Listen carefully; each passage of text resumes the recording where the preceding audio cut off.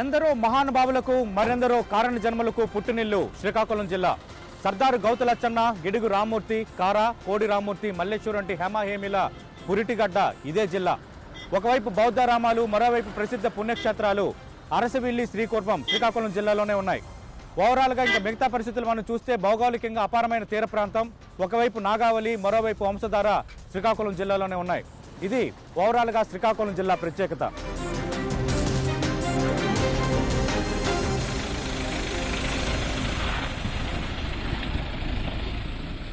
ఎన్నికల షెడ్యూల్ విడుదల కావడంతో శ్రీకాకుళం జిల్లా ఓట్ల సమరానికి సిద్ధమవుతోంది. ఒకప్పుడు శ్రీకాకుళం తెలుగుదేశం పార్టీకి కంచుకోట. ఒక 2009లో మాత్రమే మొత్తం 10 స్థానాల్లో 9 స్థానాలు కాంగ్రెస్ పార్టీ గెలుచుకుంది. 2014లో టీడీపీదే హవా. మరి టీడీపీ స్పీడ్కు వైసీపీ బ్రేకులు వేస్తుందా, వెయ్యదా? ఇదే ప్రస్తుతం శ్రీకాకుళం జిల్లా రాజకీయాల్లో ఆసక్తికరం. విశాఖపట్నం జిల్లా నుండి కొన్ని ప్రాంతాలను విడదీసి 1950 ఆగస్టు 15న శ్రీకాకుళం జిల్లాను ఏర్పాటు చేశారు. మొత్తం 5837 చదరపు కిలోమీటర్ల వైశాల్యమున్న జిల్లాలో 193 కిలోమీటర్ల మేర సముద్ర తీరం ఉంది. ఉత్తరాన ఒడిషా, దక్షిణ పశ్చిమాల్లో విజయనగరం, ఒడిషాలోని గజపతి జిల్లా, తూర్పున బంగాళాఖాతం సరిహద్దులుగా ఉన్నాయి. బ్రిటిష్ వాళ్లు శ్రీకాకుళం పేరును పలకలేక చికాకోల్ అనేవారట. అది రాను రాను చిక్కోలుగా మారి మళ్లీ శ్రీకాకుళం అయిందని చెబుతారు. చారిత్రకంగా చూస్తే శ్రీకాకుళం జిల్లాకు ఎంతో ప్రాధాన్యత ఉంది. ఒకప్పుడు బౌద్ధ మతానికి ముఖ్య స్థానంగా వర్ధిల్లిన శాలిహుండం, దంతపురి, జగతిమెట్టు వంటి బౌద్ధారామాలు ఇక్కడే ఉన్నాయి. తర్వాత ఈ ప్రాంతం కళింగ సామ్రాజ్యంలో భాగంగా ఉండేది. 6 నుండి 14వ శతాబ్దం వరకు దాదాపు 800 సంవత్సరాల పాటు గాంగేయులు ఈ ప్రాంతాన్ని పాలించారు.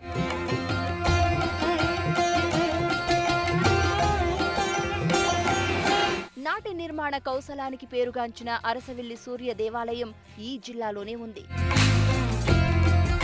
శ్రీకూర్మం, శ్రీముఖలింగం వంటి చారిత్రక ప్రాశస్త్యం ఉన్న ఆలయాలు కూడా జిల్లాలోనే కొలువై ఉన్నాయి. నాగావళి, వంశధార, మహేంద్రతనయ, చంపావతి, బహుద, కుంభికోటగెడ్డ జిల్లాలలోని ముఖ్యమైన నదులు. ఇవి తూర్పు కనుమల్లో పుట్టి బంగాళాఖాతంలో కలుస్తున్నాయి. జిల్లాలో మ్యాంగనీస్, గ్రాఫైట్, సున్నపు రాయి, మైకా, గ్రానైట్, జిల్లా తీర ప్రాంతంలోని ఇసుకలో మోనాజైట్ వంటి ఖనిజాలు సమృద్ధిగా దొరుకుతాయి. ప్రముఖ సాహితీవేత్తలు గిడుగు రామమూర్తి పంతులు, కారాగా ప్రసిద్ధి చెందిన కాళీపట్నం రామారావు, స్వాతంత్ర్య సమరయోధులు సర్దార్ గౌతు లక్ష్మణ, ప్రముఖ వస్తాదు కోడి రామ్మూర్తి నాయుడు, అంతర్జాతీయ క్రీడాకారిణి కరణం మల్లీశ్వరి ఈ జిల్లాకు చెందినవారే. వెనుకబడిన జిల్లాగా పేరుగాంచిన శ్రీకాకుళంలోనే నక్సలైట్ ఉద్యమం ప్రారంభమైంది. శ్రీకాకుళం జిల్లాలో మొత్తం 3 లోక్సభ, 10 శాసనసభ నియోజకవర్గాలు, 4 మున్సిపాలిటీలు ఉన్నాయి.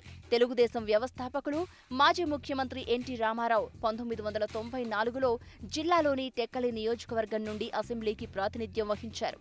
దేశంలోని పురాతన మున్సిపాలిటీల్లో శ్రీకాకుళం పురపాలక సంఘం ఒకటి. దాదాపు 150 ఏళ్ల చరిత్ర ఉన్న దీన్ని 1856లో ఏర్పాటు చేశారు.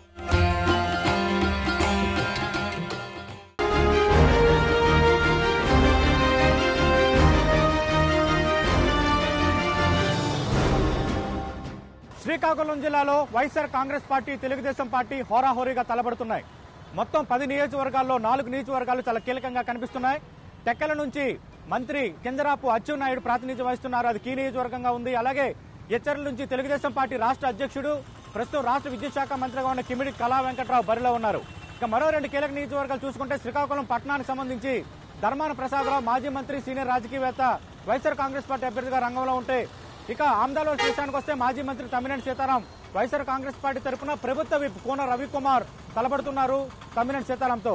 ఓవరాల్ గా 10 నియోజకవర్గాలు ఉన్నప్పటికీ ప్రజల దృష్టి, అందరి దృష్టి ప్రధానంగా ఈ 4 కీ నియోజకవర్గాలపైనే ఉన్నాయి. పోరాటాల కిళ్ల శ్రీకాకుళం జిల్లాలో ఈ నియోజకవర్గానికి ఎంతో ప్రాధాన్యత ఉంది. గతంలో మున్సిపాలిటీ, ప్రస్తుత నగర కార్పొరేషన్గా మారిన జిల్లా కేంద్రం శ్రీకాకుళం నియోజకవర్గ పరిధిలో ఉంది. 4 దశాబ్దాలుగా 2 కుటుంబాల మధ్య ఎన్నికల పోరు రసవత్తరంగా సాగుతోంది. శ్రీకాకుళం నుంచి గుండా అప్పల సూర్యనారాయణ, ధర్మాన ప్రసాదరావులు వరుస విజయాలు సాధించారు. అప్పల సూర్యనారాయణ 1985 నుంచి 1999 వరకు వరుస ఎన్నికల్లో విజయం సాధించారు. అయితే 2004 నుంచి ఆయనకు అపజయాలు పలకరిస్తున్నాయి. ధర్మాన ప్రసాదరావు 1999, 2004, 2009 ఎన్నికల్లో వరుసగా గెలుపొందారు. నరసన్నపేట నుంచి 1999లో ప్రత్యర్థి బగ్గు లక్ష్మణరావుపై గెలవగా 2004, 2009 ఎన్నికల్లో వరుసగా శ్రీకాకుళం నుంచి గుండా అప్పల సూర్యనారాయణపై విజయం సాధించి హ్యాట్రిక్ నమోదు చేశారు. శ్రీకాకుళం నియోజకవర్గంలో శ్రీకాకుళం నగరపాలక సంస్థతో పాటు శ్రీకాకుళం, గార మండలాలు ఉన్నాయి. మొత్తం 2,42,395 మంది ఓటర్లు ఉండగా ఇందులో 1,20,000 మంది పురుషులు, 1,21,000 మంది మహిళలు, 42 మంది ఇతరులు ఉన్నారు. 2014 ఎన్నికల్లో వైసీపీ తరపున పోటీ చేసిన ధర్మానపై టీడీపీ అభ్యర్థి గుండ లక్ష్మీదేవి 24,000 ఓట్ల భారీ మెజారిటీతో విజయం సాధించారు. ఈసారి మళ్లీ ఈ ఇద్దరి మధ్య ప్రధానంగా పోరు జరగనుంది.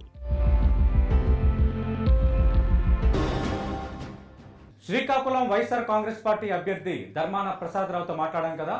ఇప్పుడు ఆయన ప్రత్యర్థి గత ఎన్నికల్లో ఆయనను 28,000 ఓట్ల తేడాతో ఓడించిన తెలుగుదేశం పార్టీ సిట్టింగ్ ఎమ్మెల్యే కొండ లక్ష్మీదేవి గారితో మాట్లాడదాం. కొండ లక్ష్మీదేవి గారు, మనం చూసాం ధర్మాన ప్రసాదరావు లాంటి సీనియర్ నేతను 28,000 పైచీలకు తేడాతో ఓడించారు, మీరు వార్తల్లో నిలిచారు. ఈసారి కూడా అదే హిస్టరీని క్రియేట్ చేయబోతున్నారా? అవునండి.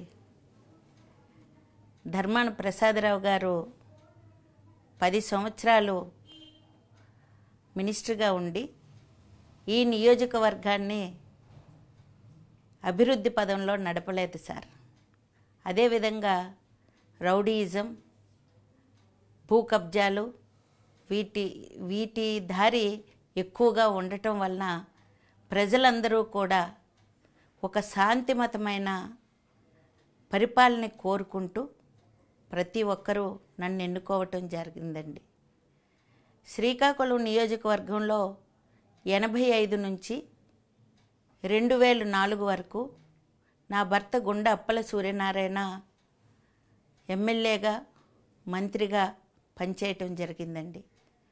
ఆ 4 సార్లు కూడా ఒక మంచి పరిపాలనని, ముఖ్యంగా వ్యాపారస్తులు కానీ ప్రజలు కానీ ఎటువంటి గొడవలు లేకుండా ప్రశాంతంగా వారి వారి కార్యక్రమాలను చేసుకునే విధంగా నడపడం జరిగిందండి. అందువలన ఆయన స్ఫూర్తితో నేను మొన్న పనిచేయటం జరిగింది. ప్రజలందరూ కూడా ఈరోజు నా పరిపాలనలో మేమంతా శాంతిగా ఉన్నామమ్మా అంటూ ఇంటింటికి తిరిగినప్పుడు చెప్పడం జరుగుతుంది. ప్రజాభిమానం, ముఖ్యంగా గౌరవ ముఖ్యమంత్రి గారు చేసిన సంక్షేమ అభివృద్ధి కార్యక్రమాలు నన్ను గెలిపిస్తాయని నమ్మకం సార్.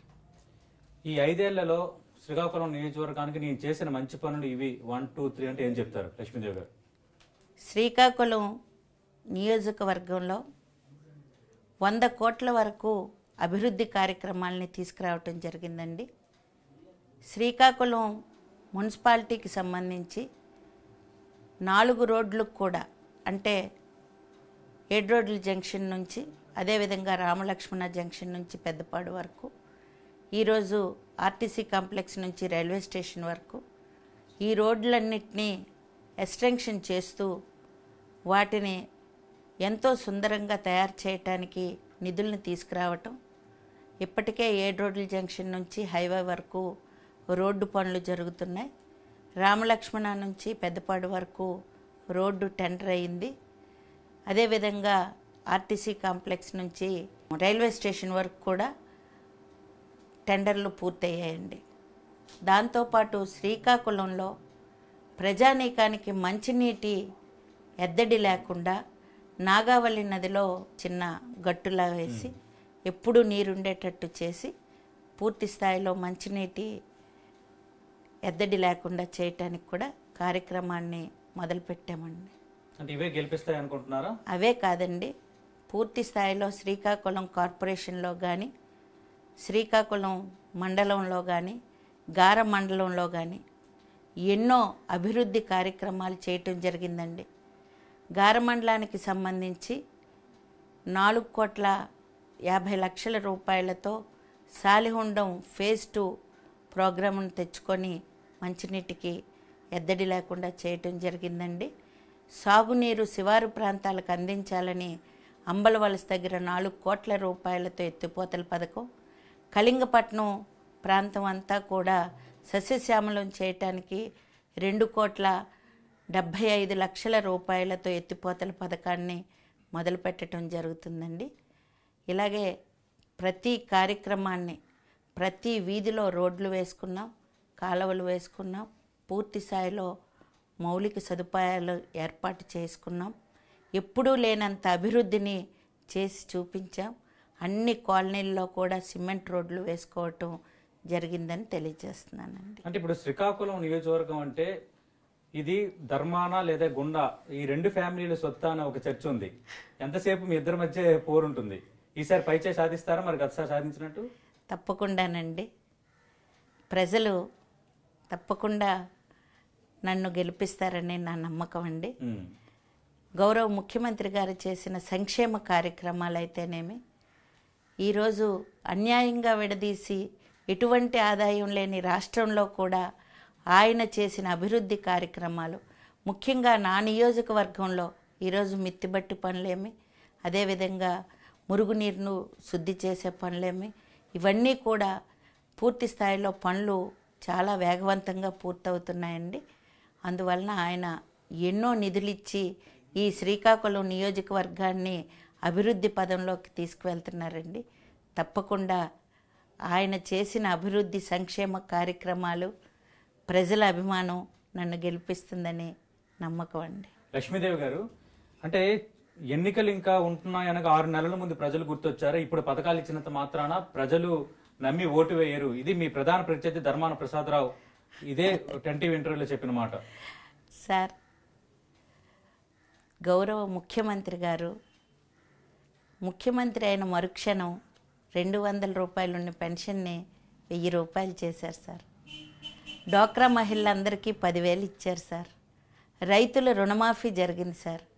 ఆ రైతుల రుణమాఫీలో వైఎస్ఆర్ పార్టీ వాళ్ళు కూడా ఉన్నారు. డ్వాక్రా మహిళలో వైఎస్ఆర్ పార్టీ వాళ్ళు కూడా ఉన్నారు. పెన్షన్లు వచ్చే వాళ్ళంతా వైఎస్ పార్టీ వాళ్ళు ఉన్నారు. అందరికీ అన్ని సంక్షేమ కార్యక్రమాలు అందాయి సార్. కొత్తగా ఈరోజు ఏమీ సంక్షేమ కార్యక్రమాలు పెట్టలేదు సార్. తెలుగుదేశం ప్రభుత్వం అంటే తెలుగుదేశం పార్టీ పుట్టినప్పటి నుంచి కూడా సంక్షేమ పార్టీ అండి ఇది. మొట్టమొదట కీర్తిశేషులు పూజ్యులు ఎన్టీ రామారావు గారు పార్టీ పెట్టినప్పుడు ఎక్కడా లేని విధంగా ఈ పెన్షన్ల కార్యక్రమాన్ని ఆయనే మొట్టమొదటిగా మొదలుపెట్టారండి.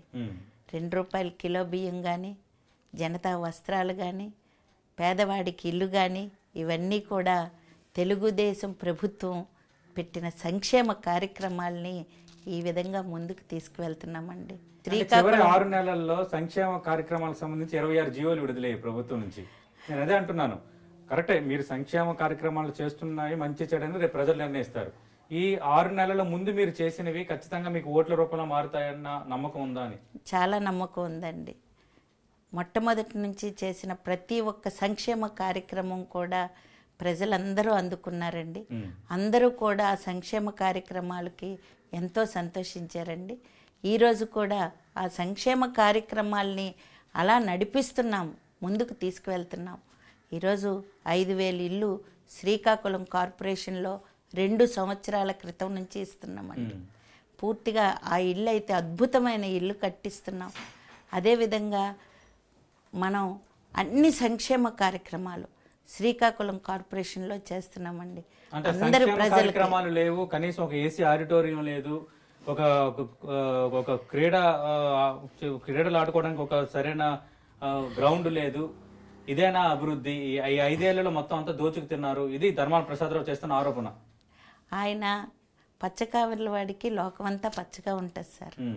ఆయన 10 సంవత్సరాలు ఏ కార్యక్రమం చేయలేదు. ఈరోజు అంబేద్కర్ ఆడిటోరియంని 2 కోట్ల ఉన్నప్పుడే ఆ మాత్రం కార్యక్రమాలు జరిగాయి. ఒక స్విమ్స్ తెచ్చాము, చాలా కార్యక్రమాలు మేము చేశాము, ఇది ఆయన చెప్తోంది. 2 కోట్ల రూపాయలతో అంబేద్కర్ ఆడిటోరియం, ఏసీ ఆడిటోరియం చేస్తున్నామండి. బాపూజీ కళామందిర్ని ఏసీ చేసామండి. ఈరోజు అన్ని ఏ సంక్షేమ కార్యక్రమం ఆయన చేశాడో ఒక్కసారి రా, ఇద్దరం కూర్చొని మాట్లాడదాం, ప్రజల ముందు మాట్లాడదామంటే ఆయన ఎప్పుడు రారండి. వెనక మేము సిద్ధంగా ఉన్నాం, సిద్ధంగా ఉన్నాం. ఈరోజు మేము 35 సంవత్సరాలుగా రాజకీయంలో ఉన్నామండి. మా ఆస్తులు అమ్ముకొని మేము రాజకీయం చేస్తున్నామండి. అదంతా ప్రజలందరికీ తెలుసండి. ఈరోజు శ్రీకాకుళం నడిబొడ్డులో పాత మార్కెట్ దగ్గర 2 ఎకరాల 14 సెంట్లు నువ్వే తీసుకున్నావు. దాని మీద మేము కోర్టులో కూడా వేసున్నాం. ఎప్పుడో రిక్రియేషన్ కోసం 100 సంవత్సరాల నుంచి ఉన్న టౌన్ హాల్ని మీ పార్టీ ఆఫీస్గా మీ పేరున దాన్ని తీసుకోవటం జరిగింది. శ్రీకాకుళంలో పేదల కోసం ఈనాడు దగ్గర 27 ఎకరాలు నా భర్త హయాంలో అక్కడ పేదల ఇల్లు కోసం తీసుకున్నది, దాన్ని కూడా రెవెన్యూ మంత్రిగా మార్చేసి అది కూడా ఈరోజు పెద్దలు లేఅవుట్ వేసే పరిస్థితి వచ్చింది. అందులో ఎల్సీ ల్యాండ్ కూడా ఉందండి. దాని మీద వినండి సార్, మీరు 4 ఏళ్ల నుంచి పాలనలో ఉన్నారు కదా, మీరు ఎందుకు అవినీతిని వెలికి తీసే ప్రయత్నం చేయలేదు? చాలా అవినీతిని రోజు చెప్తూనే ఉన్నాం సార్, మేము రోజు చెప్తూనే ఉన్నాం. చెప్పటం వేరు, మీ ప్రభుత్వం ఉంది కదా. మా ప్రభుత్వంలోనే మొన్న అసెంబ్లీలో కూడా క్వశ్చన్ వేయడం జరిగింది. దాని మీద కూడా అక్కడ చర్యలు జరుగుతున్నాయి. దాంతోపాటు మేము ఈ 27 ఎకరాల మీద ఎర్రన్నాయుడు గారే బ్రతికుండగానే మేము కోర్టులో కూడా వేయడం జరిగిందండి. ఆ రోజు మా ప్రభుత్వం లేకపోయినా ఆయన రెవెన్యూ మంత్రిగా ఉన్నా మేమే ఆ స్థలం మీద కోర్టులో కూడా వేయడం జరిగిందండి. కరెక్ట్. అంటే ఇప్పుడు మీరు చెప్తున్నవన్నీ బాగానే ఉంది, కానీ 4.5 ఏళ్ళు మీరు అధికారంలో ఉన్నారు, అంటే అది దాదాపు 5 ఏళ్ళు కావస్తుంది. మీరెందుకు అంత ఆయన అవినీతిని బయట తీసే కార్యక్రమం చేసామండి? చాలా వరకు చేసాం సార్. ప్రజలందరికీ శ్రీకాకుళం పట్టణంలో 27 ఎకరాలు, మీరు చెప్తున్న 2 ఎకరాలు అన్ని ప్రజలకు ప్రతి ఒక్కరికి తెలుసండి. ప్రజానీకానికి ఆయన చేసిన రౌడీయిజం కానీ భూ కబ్జాలు కానీ తెలియకపోవడం లేదండి. ప్రతి ఒక్కటి మేము ప్రజల ముందు పెట్టామండి. పార్టీ నేతలతో సమన్వయం ఎలా ఉంది గుండా లక్ష్మీదేవి గారు? పార్టీ నేతలందరూ ఒక కుటుంబ సభ్యులుగా వెళ్తున్నామండి. వారందరూ కూడా నన్ను వాళ్ళ తల్లిలాగే అమ్మ అని పిలుస్తారు. అదే విధంగా మేమంతా ఒక కుటుంబంగానే కలిసి వెళ్తున్నాం సార్. కింజరాపు కుటుంబంతో కొంత సమన్వయం లేదండి, అదేం లేదండి. ఈవేళ ఎంపీ రామ్మోహన్ నాయుడు గారు ఉన్నారంటే ఆయన సొంతంగా నా బిడ్డలకే నేను చూస్తాను, ఆయన కూడా నన్ను తల్లిలాగే చూస్తాడండి. మా ఇద్దరి మధ్య ఎటువంటి పొరపచ్చలు లేవు. ఈరోజు అన్ని విధాల సహాయ సహకారాలు మంత్రిగా అచ్చెన్నాయుడు గారు కానీ ఎంపీగా రామ్మోహన్ నాయుడు గారు కానీ నాకు ఇస్తూ నన్ను ముందుకు నడిపిస్తున్నారండి. అంటే మీరే చెప్పారు, అప్పల సూర్యనారాయణ గారు గతంలో మంత్రిగా పనిచేశారు, సీనియర్ ఎమ్మెల్యేగా కూడా పనిచేశారు. మళ్ళీ ఆయనకి పోటీ చేయాలన్న ఆలోచన లేదా? టికెట్లన్నీ అనౌన్స్ అయిపోయి కదా సార్. కాదు, అంటే మీరు ఎప్పుడైనా నా భర్తకే ఉన్నాను ఎప్పుడైనా అధిష్టానానికి అడిగారా? ఎందుకు లాస్ట్ టైమే అడిగానండి, కానీ మహిళకి ఇవ్వాలి అన్న ఉద్దేశంతో గౌరవ ముఖ్యమంత్రి గారు ఇవ్వడం, దానికి నా భర్త కూడా అపోజ్ చేయకుండా నా వెనక 30 సంవత్సరాలు పనిచేసాం, ఒకసారి ప్రత్యక్ష రాజకీయాల్లో కూడా రా అని 30 సంవత్సరాలు చేశారు కాబట్టి మీ వెనక నేను చేస్తానన్నారా అంటూ నన్ను ఈరోజు నా కుటుంబ సభ్యులు, నా భర్త కానీ నా బిడ్డలు కానీ పూర్తి సపోర్టు, అదేవిధంగా ప్రోత్సాహాన్ని ఇస్తూ ముందుకు నడిపిస్తున్నారండి. రైట్. థ్యాంక్ యూ లక్ష్మీదేవి గారు. 10TV తరఫున మీకు ఆల్ ది బెస్ట్ చెప్తున్నాం అసెంబ్లీ ఎన్నికలకు సంబంధించి. ఇది శ్రీకాకుళంలో తెలుగుదేశం పార్టీ సిట్టింగ్ ఎమ్మెల్యే, ఆ పార్టీ 2019 ఎన్నికల అభ్యర్థి గుండా లక్ష్మీదేవి గారితో 10TV స్పెషల్ ఇంటర్వ్యూ.